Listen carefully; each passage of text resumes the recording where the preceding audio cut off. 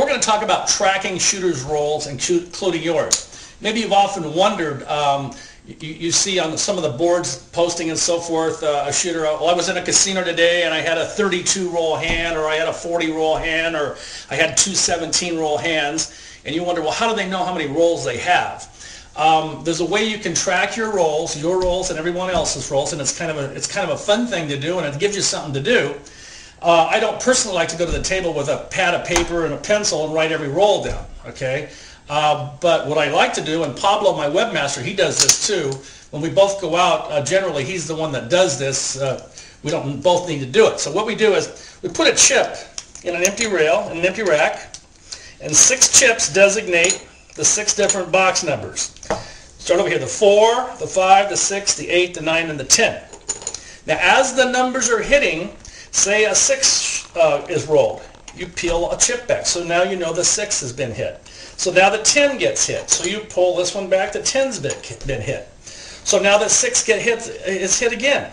Put another dollar in there. So every chip that's back here, that means it's been hit once. If there's another chip in there, that means that number's been hit twice.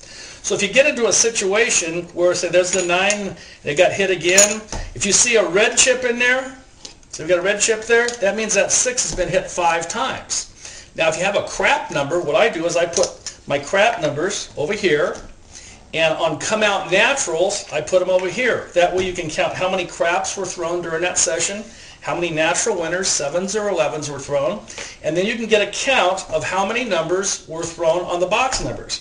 Then at that point, when the hand is over, you can take your pad of paper and you can write down exactly how many rolls there were and save it for future if you would like. You can do that in a shooter.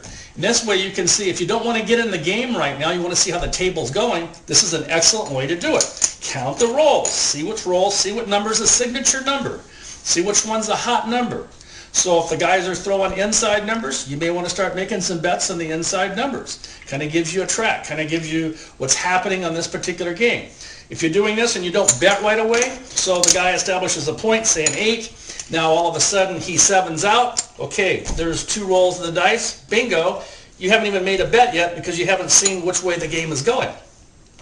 Statistically, there's 1 7 in every 6 rolls. That's the mathematics stats. We all know that. But typically, say over 10,000 rolls, half of your shooters aren't going to even get to 4. It's going to be like 3.74 rolls, and he's going to 7 out. So you may want to watch the shooters and keep track of them. So when you get to a certain point, you may want to enter this shooter's hand.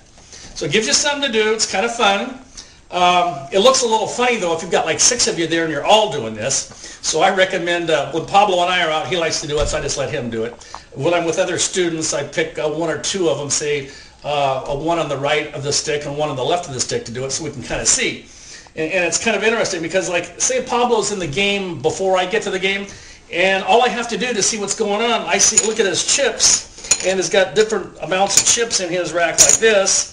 And now I know what numbers have been hit, what numbers haven't been hit, and how much. So now that gives me good information.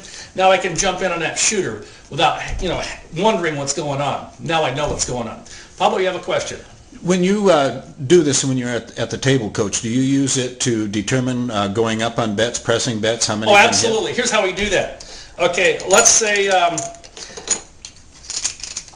the 6 was hit. Okay, so now you got paid the first time. I always collect my money on the first hit. Now say it's hit again.